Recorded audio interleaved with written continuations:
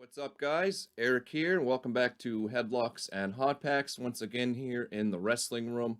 Typically, we've been checking out some trivia on Sporkle here on Tuesday nights. Taking a break from that this week as I'm going to present to you my 5 favorite wrestling autographs here in my collection. Are they behind me? Are they on the walls that you can't see? I guess you will have to stick around and find out. So once again, here are my top 5 favorite wrestling autographs. Check them out.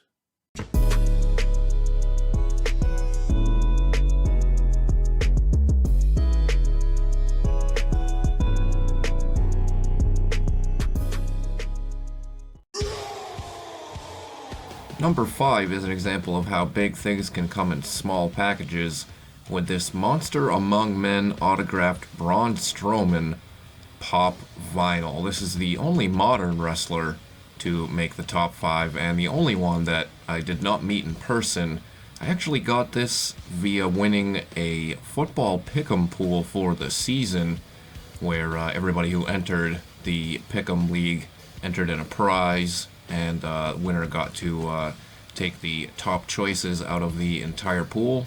So I went with this. I don't really collect Funko Pops, but I just thought this was really cool. Comes with the protector, and the blue marker on there really makes it pop. So that's why I picked this for my number 5. Number 4 is the oldest autograph on our list here, and one of the oldest autographs that I own in general is an 8x10 of The Undertaker, signed by Hall of Famer Paul Bearer. I got this in person when I was either 8 or 9 years old at a live event here in my neck of the woods. Unfortunately, I got this with some others that did not survive time, such as Doink the Clown and Yokozuna, but a couple other ones just on note paper did manage to survive. As you can see here, I still have Ted DiBiase and Diesel. But very cool autograph here of Paul Bearer. Again, kind of unusual that it's on The Undertaker, but not that unusual because he managed him for a long time, so this old one is a good one, and it makes it my number 4. Number 3 is another in-person autograph from a meeting in 2008 at an FYE at the Florida Mall in the lead-up to WrestleMania 24. Of course, people remember that was the one headlined by Undertaker versus Edge.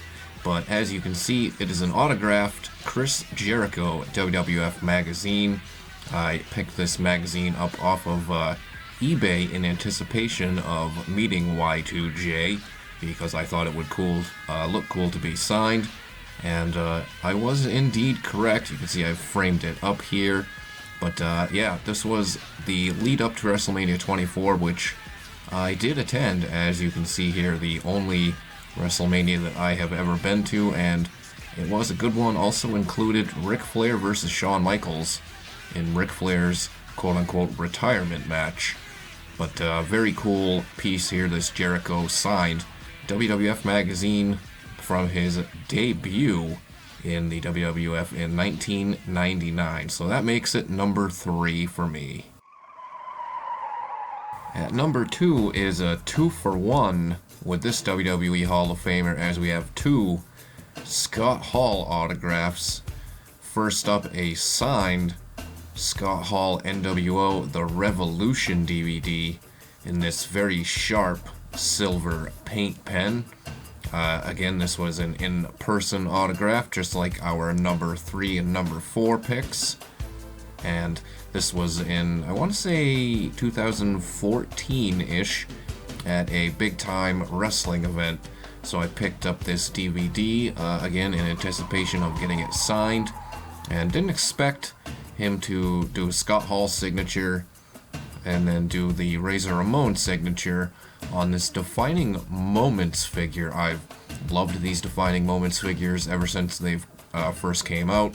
They were quite pricey when they first came out, and then they went retail, so I grabbed this Razor Ramon as well. I just always enjoyed the detail on there. And then this one was in black marker with a slight smudge done by the bad guy himself. And then here's a picture of the skinny guy and the bad guy. But a 2-for-1 deal at my number 2 spot. At number 1, I promise I won't do any poor Tony Schiavone impressions, but it's my all-time favorite wrestler. It is Sting, ladies and gentlemen, and as I spoke in number 2, that I do have an affinity for the defining moments, and when Sting arrived in the WWE and was finally getting some of those Sting action figures, I just could not help myself. Meeting the Stinger was a birthday gift of sorts from a group of friends of mine. We all went down to another big-time wrestling event in, I believe it was Webster, Massachusetts, where I met Sting. Also got to meet Ron Simmons and Lex Luger, and the show included Mick Foley as well. So overall, it was a pretty good birthday present, but nothing that day definitely beat getting to meet my all-time favorite wrestler, the Stinger. And of course, we've got that beautiful silver paint pen on the defining moments again.